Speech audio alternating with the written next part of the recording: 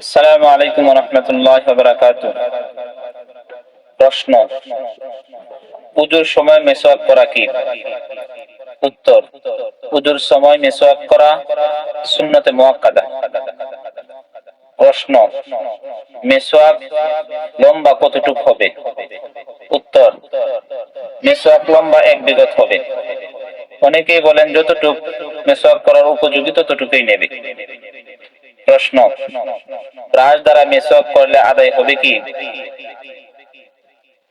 উত্তর: মিসওয়াকের দুইটা সুন্নত। একটা হলো ডাল দিয়ে মিসওয়াক করা সুন্নত, আর একটা হলো মুখের দাঁতের ময়লা পরিষ্কার করা।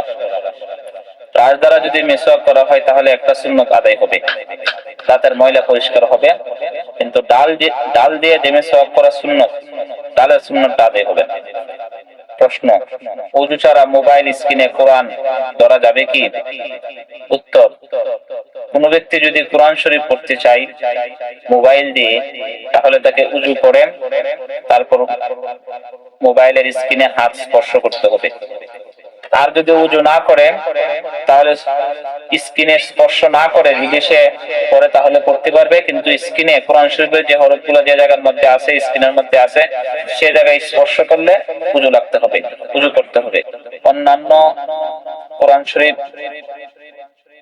কাগজের কোরআন শরীফ পড়তে গেলে যেমন ওযু করে পড়তে হয়, মোবাইলের মধ্যে স্পর্শ করলে সেমন করে ওযু করে পড়তে হবে।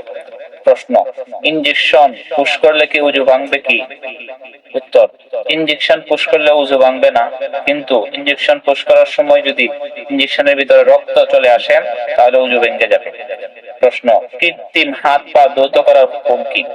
কোন ব্যক্তির যদি হাত পা না থাকে আর সে যদি নতুন কোনো হাত পা লাগায়, তাহলে হাত পা যদি স্বাভাবিকভাবে খুলতে না পারে, এমন ভাবে লাগানো হয়েছে যে খুলতেও অপারেশন করে খুলতে হবে, তাহলে সে অন্যান্য হাত পার হুকুমে তার ওযু গোসলের সময় হাত পা গুলো ধৌত করতে হবে।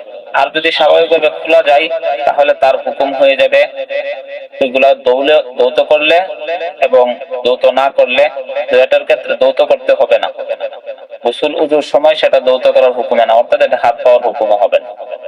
প্রশ্ন: মশা রক্ত খাওয়ার দ্বারা ওযু ভাঙবে কি? উত্তর: মশা যত পরিমাণে রক্ত পান করুক তার দ্বারা ওযু ভাঙবে না। প্রশ্ন: নাবালেগ ছেলে মেয়েরা ওযু ছাড়া কোরআন শরীফ স্পর্শ করতে পারবে কি?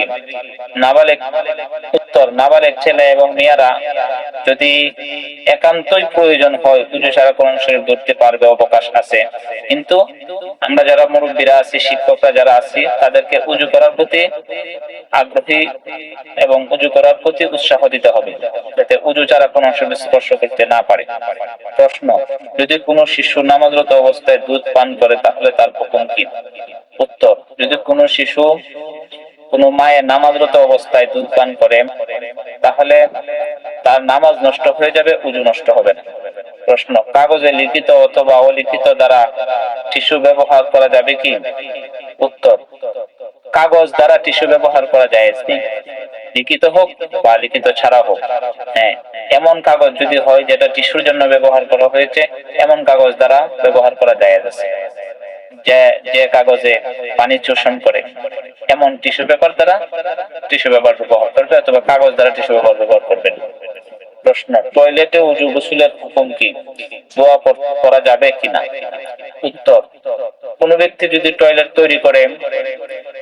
তৈরি করার সময় যদি ওযু গোসলের জায়গা যদি সেপারেট করে, ইস্তেঞ্জার জায়গা আলাদা, ওযু এবং গোসলের জায়গা আলাদা, ওযু এবং গোসল এবং ইস্তেঞ্জার জায়গার মধ্যে যদি মাঝখানে কোনো দেয়াল থাকে, পার্টিশন থাকে, অথবা ওযু এবং গোসলের জায়গা যদি উঁচু থাকে, তাহলে এই ক্ষেত্রে টয়লেটে গিয়ে যেখানে ওযু এবং গোসল করবে এই জায়গার মধ্যে গিয়ে দোয়া পড়বে। নতুবা যদি সব এক জাস্ট থাকে তাহলে সেখানে ওযু করতে, গোসলের বাথরুমে ঢুকে ওযু করতে গেলে সেখানে দোয়া পড়বে না। প্রশ্ন: গোসল ফরজ অবস্থায় পানাহার করা যাবে কি?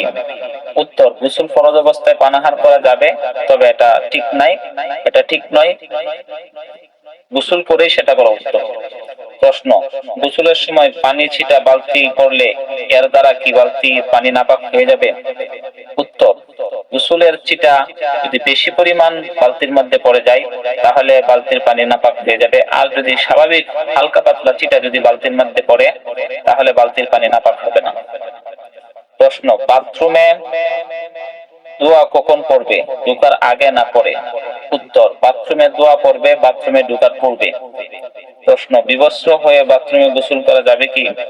উত্তর, বাথরুম যদি সেরকম পার্টিশন করা সিস্টেম থাকে যেখানে অন্য কোনো মানুষ দেখতে পারবে না, অথবা তার মধ্যে কোনো সিস্টেম নেই দেখার মতো, তাহলে এমত অবস্থায় অবকাশ আছে। উত্তম হলো একটা তোয়ালে অথবা গামছা দিয়ে বাথরুমের ভিতরে গিয়ে গোসল করা।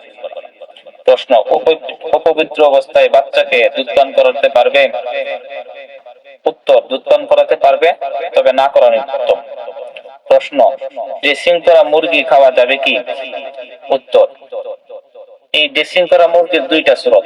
একটা হলো মুরগি যখন ড্রেসিং করা হয় তখন ভিতরের যে নাড়ি ভুঁড়ি আছে সেগুলো বাহির করে ড্রেসিং করা হয়। যদি ভিতরের নাড়ি ভুঁড়ি বাহির করে ড্রেসিং করা হয়, যত গরম পানিতে দেওয়া হোক ড্রেসিং করা হোক, তাতে সব ক্ষেত্রেই খাওয়া যায় আছে।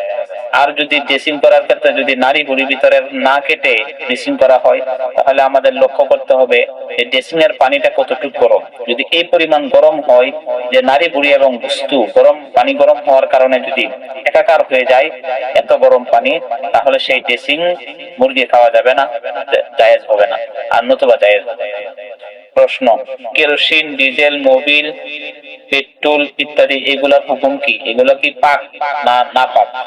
উত্তর, কেরোসিন, পেট্রোল, মোবিল, ডিজেল এগুলা পাক, পবিত্র। এগুলো যদি শরীরে লেগে যায় তাহলে এগুলো ধৌত করে তারপর নামাজ পড়লে নামাজ হয়ে যাবে। উত্তর, নতুন কাপড় ধৌত করার পূর্বে পরিধান করে নামাজ পড়লে নামাজ হবে কি?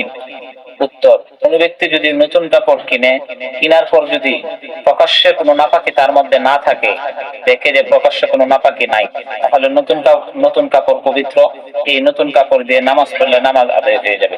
প্রকাশ্যে যদি কোনো নাপাকি থাকে আর যদি দেখে সেখানে নাপাকি আছে, তাহলে কাপড় ধৌত করতে হবে, নতুবা এই কাপড় ধোয়ার প্রয়োজন। আসসালামু আলাইকুম ওয়া রাহমাতুল্লাহি ওয়া বারাকাতুহু।